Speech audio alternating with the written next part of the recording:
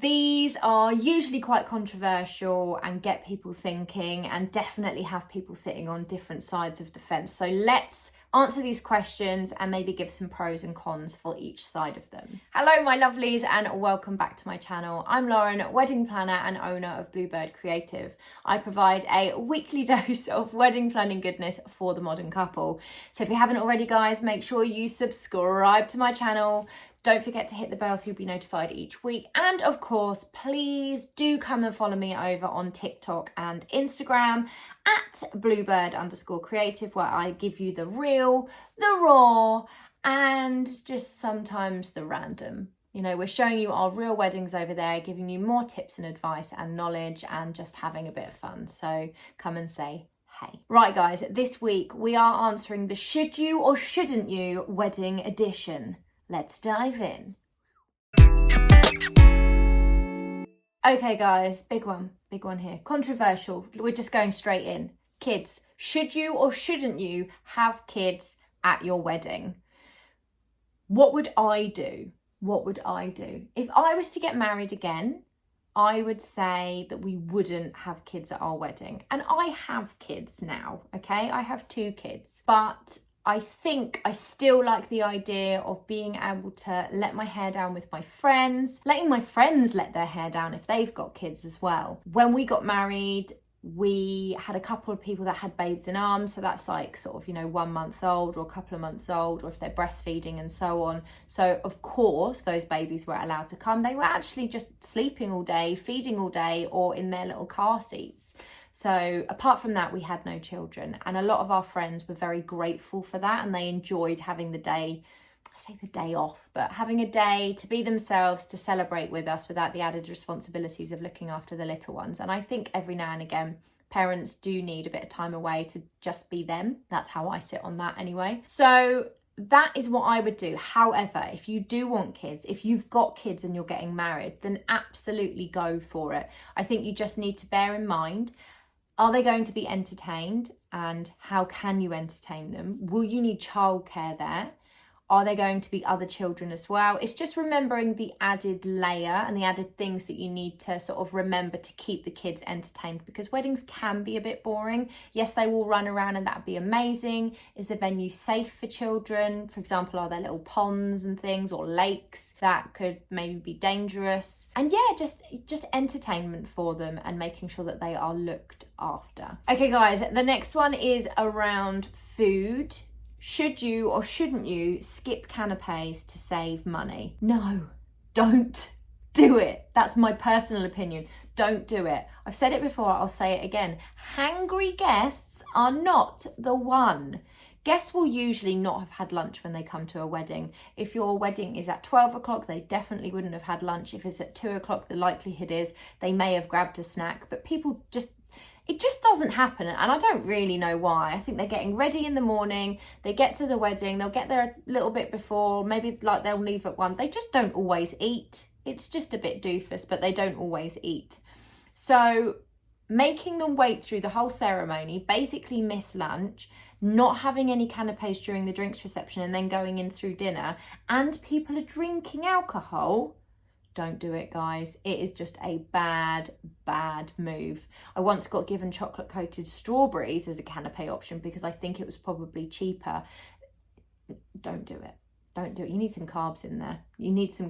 It was not the option, but I guess it's better than nothing. It's better than having no canapes. Moving on to another should you or shouldn't you when it comes to food is, should you scrimp back and just go, we've got canapes, we're not doing starters, we're only doing mains, and so on.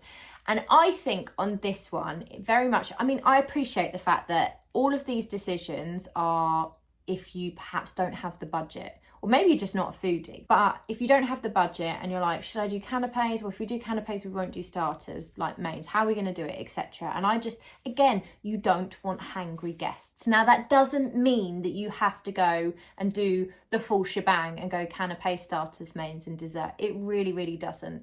If you're doing canapes, which I do highly recommend, then yes, you can absolutely skip the starter, but make sure that maybe you're adding on an extra canapé so people really are getting enough. And then when you do just a main and a dessert, make sure it is a good Hearty main. Do not give them a piece of asparagus and some soup or something, guys. Make sure it really is. I mean, that would be a weird meal, would it not? That would be a weird meal that I've just described. Make sure it's hearty so that people can come away from the meal and feel like, yeah, I'm not hungry anymore. That is so, so important, guys. So absolutely, you can definitely skip starters, but just bearing in mind those other tips as well. If you decide that you're not having a 3-course meal and perhaps you're having a buffet, then again, just make sure that there is enough food. If you're doing pizzas, make sure there's enough pizzas. Don't leave people waiting ages. If you're doing pizzas for mains, I actually don't recommend it. I recommend doing pizzas in the evening because it takes quite a long time to cook pizzas. People end up waiting for ages. They get really hungry, they get really drunk, and it doesn't make for a good experience all round. So just bearing these things in mind, okay, guys? Okay, next one, moving on to a completely different topic. Should you have a celebrant-led wedding or should you have a civil ceremony? So just to clarify, celebrant-led wedding is a non-legal ceremony that is extremely personal to you guys. You work with your celebrant. You have a celebrant. I will do a video on this because I feel like this needs like a full explanation, but you will work with your celebrant from whenever you book them. You will know the celebrant that you're booking and they are going to create a ceremony with you. Civil ceremony is legal. Now, if you do this one, by the way, guys, and you still want to be legally married, which 90% of people do, they still go to a registry office and do this bit. This is a bit weird, isn't it? Anyway, civil ceremony is when you have the legal ceremony, but you don't have much say on the structure and what's actually taking place during the ceremony. You can add a few bespoke details. You have absolutely no say on who you pick. You won't know until they turn up on the day and you have your meeting with them just before the ceremony. Those are the differences. What should you do? Honestly, guys, whatever feels right for you. You may find that you have a venue that isn't licensed, and if that's the case, then you have to have a celebrant led, but you can then go to the registry office the day beforehand and get legally married. And I have a lot of clients that do that, and then they have these beautifully bespoke written ceremonies and they're magic, absolutely magic. There is also absolutely nothing wrong with having a civil ceremony. It's really simple, it's half an hour, and you've then done the legal bit and had a ceremony and everybody's there and it's amazing. So it really just depends on what's right for you as a couple. Okay, so what about, should you be setting up stuff on the day of your wedding? My answer to this is no, you should not. However, I also appreciate that it is not as easy as that. So if you've got loads of decor and you've put loads of time into DIYing or just making the styling like on point and all the details, you need to consider who is going to actually set that up on your wedding day. Is it the venue? The likelihood of that is they might get involved a little bit, but they're not going to be fully involved. Will the caterers get involved a bit? Again, they're not going to cover all the bases for you. So do you need to do it? Which I highly recommend you don't do. You do not want to be doing that on the morning of your wedding. What about your bridesmaids? Again, no, you don't want them to be doing that on the morning of your wedding. You want to be spending it together. And trust me, guys, if you can avoid that, then really, really do avoid setting up and styling either you or your bridesmaids the morning of your wedding. So consider having somebody else that you're delegating that job to that you fully trust, whether that's another friend that's not part of your wedding party, or perhaps getting in a wedding coordinator or a stylist to come and set up and make sure that everything is exactly how you want it to be. You can brief them beforehand, you can go through all the details and you can hand it over. If that is in your budget, then I would get somebody in to do it. If it's not in your budget, speak to your friends or family member and see if there's somebody that you really trust that can do that for you. But you should be enjoying your morning and not setting up your own wedding day. Okay, so let's talk about DIY. Should you be DIYing your wedding? Well, first of all, should you DIY your flowers? This essentially comes down to, are you good at doing flowers? Have you ever done flowers before? Ask yourself those questions. And secondly, do you have the budget to have somebody else do your flowers, or do you actually need to look into DIYing? Because essentially that's what it comes down to at the end of the day. But if you don't have the budget for somebody to do your flowers, and you're not good at doing flowers or you've never done it, then perhaps there's some other ways that you can look at it instead of going, I'm going to do my flowers. Perhaps you can hire from a stylist some dried flowers and some bud vases. Perhaps you can speak to a florist about just doing things really simply. Perhaps you can consider how to repurpose your flowers from your ceremony through to the wedding breakfast and so on, so that you're making a smaller budget work harder for you. It's very much a case of just doing some research. When the budget isn't there for certain areas, then just absolutely research, because there are people out there that will be able to help you. And if none of that works, then do it yourself. Put yourself on a course. It might cost you less than having somebody do your flowers on the day. Or just practice. You know, it might be something that you really enjoy, in which case go for it, but you'll have to have them all prepped the day before, and it will mean that the lead up to your wedding and that week is going to be quite hectic and quite stressful, and that you won't just be relaxing into it. Same goes for the next one, which is, should you DIY your wedding cake?